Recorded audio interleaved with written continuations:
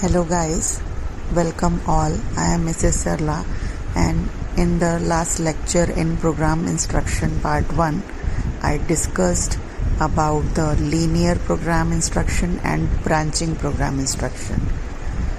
Today I will discuss about the mathetics program instruction. तो last आ जाता है mathetics program instruction. Mathetics program instruction 1962 में दिया गया.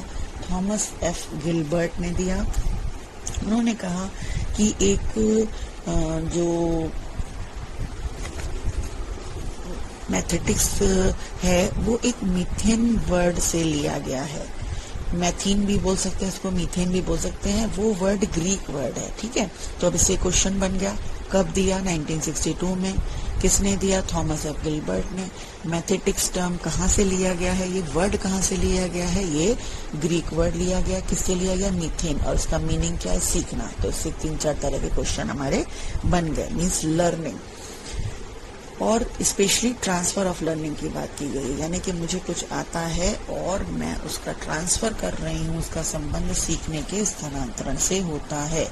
और इसमें जो मोटिवेशन है उसकी बहुत ज्यादा बात की गई है कि समय समय पर मोटिवेट करना जरूरी है. मोटिवेट होते हुए ही बालक चीजों को सीख सकता है. और कंटेंट से ज्यादा इसमें लर्नर की एक्टिविटीज पर बल दिया गया. मतलब हम मानते तो हैं कि हाँ, कंटेंट पे मास्टरी होनी चाहिए, फोकस होना चाहिए, कंटेंट सीखे, बट उसकी एक्टिविटीज पर भी इस पे फोकस किया गया है. और इसमें जो पूरा कंटेंट है उसको एक चेन में ऑर्गेनाइज या अरेंज कर दिया जाता है कंटेंट को. ठीक है, बहुत सी इसमें उनको अनुक्रिया करनी पड़ती है, यानी कि इसमें एक तरह से बहुत सी प्रैक्टिस चलती है.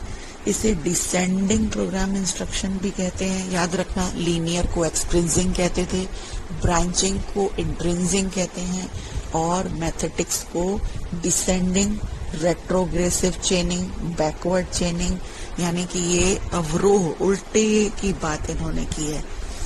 जैसे हम लेफ्ट टू राइट कोई चीज चलते हैं तो राइट टू लेफ्ट, इसको हम बोलते हैं डिसेंडिंग, अवरोह श्रृंखला. ठीक है, तो ये ध्यान रखना, बहुत इंपॉर्टेंट क्वेश्चन है ये. गिलफर्ड ने एक मैथेटिक्स नाम की एक बुक भी पब्लिश की थी. और स्टार्टिंग में तो ये माना गया था यूएसए में जब इसका यूज किया गया तो केवल मैथ सब्जेक्ट के लिए बना था. ये भी क्वेश्चन बनता है पहले, बट बाद में धीरे धीरे इसका यूज और भी सब्जेक्ट्स की टीचिंग के लिए किया जाने लगा. ऐसा माना जाने लगा कि जो भी काम करवाना है या क्रिया करवानी है उसमें जो सूचनाएं हैं एक व्यवस्थित रूप में हो और लास्ट तक उसमें कंप्लीट होने की संभावना हो सके. जो भी हो काम वो अंत से शुरू होगा, यानी कि अंतिम प्रक्रिया, अंतिम जो क्रिया है वो पहले करनी है और पहली क्रिया अंत में करनी है. इसीलिए से इसे रेट्रोग्रेटिव या बैकवर्ड चेनिंग कहा जाता है. अब इसके भी कुछ प्रिंसिपल्स होते हैं. Principle of chaining, principle of discrimination, principle of generalization. तो जो श्रृंखला होती है, प्रिंसिपल ऑफ चेनिंग है, उसमें क्या होता है कि इसमें हम एक क्रम में देते हैं. यानी कि कोई एक हमने फर्स्ट स्टिमुलस दिया, उसकी उसने अनुक्रिया की, फिर दूसरा दिया, फिर उसने, यानी कि हमने कोई चीज बोली, उससे फिर पकड़ के उसी से कोई दूसरा क्वेश्चन बना, फिर तीसरा बना. एक चेन में चीज चलती है. जो प्रिंसिपल ऑफ डिस्क्रिमिनेशन है उसमें हम क्या करते हैं कि बच्चों को डिस्क्रिमिनेट करना सिखाते हैं. कोई हमने एक चीज बोली तो दूसरी भी हम उसमें डिफ्रेंशिएट करना सिखाया. जैसे मैंने मेटल्स के बारे में बोला तो भी मैंने पहले कॉपर की बात करी, एक स्टिमुलस दिया, उसने रिस्पॉन्स दी. फिर दूसरे में मैंने आयरन की बात करी. तो उन मेटल्स में ही डिफ्रेंशिएट करना वो जैसे सीख जाते हैं. और प्रिंसिपल ऑफ जनरलाइजेशन में क्या होता है, बहुत सारे स्टिमुलस के लिए एक ही जब रिस्पॉन्स देते हैं, यानी कि उनको वो जनरलाइज हो गया. मीन्स मैंने बोला येलो, ग्रीन, रेड, तो ये सब क्या है, कलर्स हैं. तो मेरे स्टिमुलस हो गए 4-5 और उनके प्रति उन्होंने बोला, मैंने बोला डॉग, कैट और रैट, इस तरह से मैंने बोला, तो ये क्या हुआ, एनिमल्स हो गए, है ना. कॉपर है, आयरन है, जिंक है, तो ये क्या मेटल्स हैं. तो अलग अलग तरीके से इन चीजों को सिखाया। तो इस तरीके के नियम पर ये आधारित है। अब देखते हैं इसकी प्रोसेस कैसे चलती है। इसके लिए भी 3 स्टेजेस बताए गए। In the beginning means mathematics were used only for the field of mathematics, means गणित के लिए केवल इसका प्रयोग किया जाता था, और ज्यादातर बच्चों को नंबर्स किस तरीके से कहाँ पर यूज कर सकते हैं, मतलब प्रैक्टिस कराना, जो मैथ में प्रैक्टिस चलती है उसके लिए की डेमोन्स्ट्रेट किया, चीजों को डिस्प्ले किया, कोई नंबर दे दिया है ना, मैंने दे दिया कि कोई भी नंबर 5 है, उससे एंड होने वाली कोई भी 2 नंबर्स का कोई स्क्वायर, हमें स्क्वायर निकालना है, स्क्वायर रूट निकालना है, स्क्वायर निकालना है, तो उसको किस तरीके से प्रैक्टिस करानी है। तो मैंने पहले 25 दे दिया, फिर 35 दे दिया, फिर 45 दे दिया, इस तरीके से 15 दे दिया, इस तरीके से इसको प्रैक्टिस कराते हुए आगे जाना है। बट बाद में इसमें सभी मिल जाओ। तो ये जो भी प्रोग्राम है वो 3 स्टेजेस में चलता है, demonstration, prompting and release. In demonstration क्या होता है, the learning behaviour student is displayed, यानी कि अगर मैंने एक कुछ भी इसको दे दिया तो वो करता जाएगा, रिस्पॉन्स देगा, और उसके बाद वो डिस्प्ले कर देगा कि ये मतलब फाइनली ये इसका रिस्पॉन्स है, आगे बढ़ता जाएगा। ठीक है। फिर प्रॉम्प्टिंग का क्या मतलब है कि जो लर्निंग प्रोड्यूस कर रहा है वो अब थोड़ा सा उसको समझने लगा है, यानी कि पहले तो उसने जैसे ज्यादा ऑप्शंस में लिया, उसको डेमोन्स्ट्रेट किया, डिस्प्ले किया, but prompts are used in order to produce learning behaviour under the understanding stage. अब चीजों को थोड़ा समझने लगा तो उसने दे दिया। अब क्या हुआ, जब चीजों को समझने लगा तब लर्निंग बिहेवियर में which have been mastered are given for exercise, जो एक्सरसाइज करने लगा मास्टर हो गया। अब उसने रिलीज कर दिया 3rd स्टेज में कि मतलब यही इसका वो है। तो मीन्स प्रॉम्प्ट्स क्या होगा, 2nd स्टेज तक हम यूज करेंगे, रिलीज में प्रॉम्प्ट्स फिर लास्ट में हमारे नहीं यूज होंगे।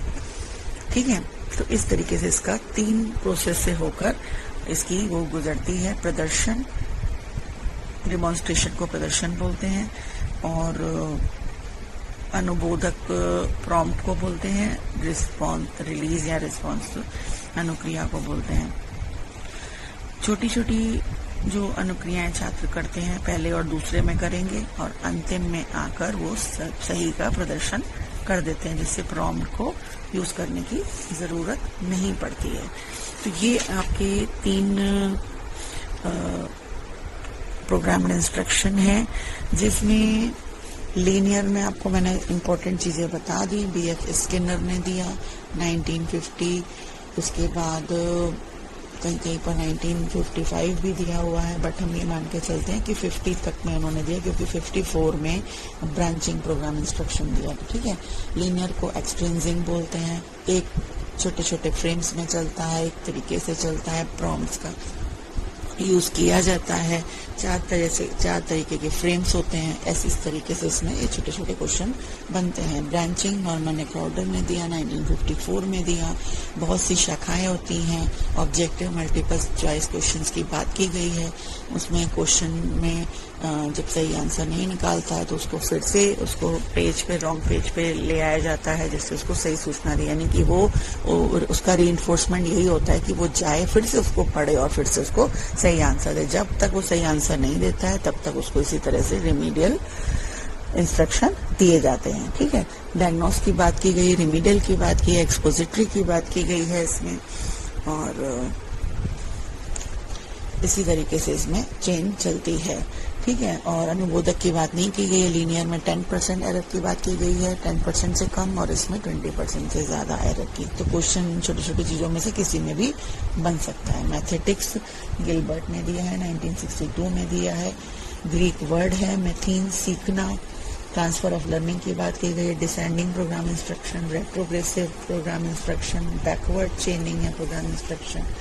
पद न होकर वो अभ्यास करता है। मैथमेटिक्स में ये ध्यान रखना है कि इसमें वो अभ्यास करता है, प्रैक्टिस करता है, एक्सरसाइज करता है, स्वगति से सीखता है।